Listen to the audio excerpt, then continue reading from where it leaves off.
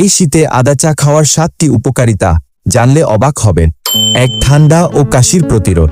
আদায় থাকা anti inflammatory ও antioxidant উপাদান ঠান্ডা, কাশি এবং গলা ব্যথা কমাতে সাহায্য করে।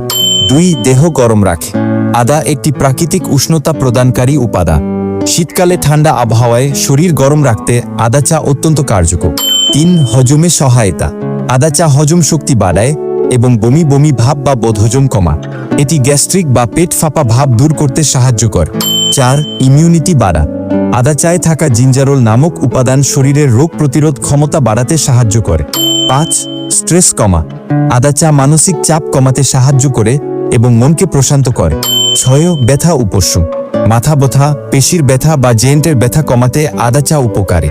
শীতে আর্থ্রাইটিসের ব্যথা কমাতেও এটি কার্যকর। 7. ওজন নিয়ন্ত্রণ। আদা চা মেটাবলিজম বাড়িয়ে শরীরে অতিরিক্ত চর্বি কমাতে সাহায্য করে।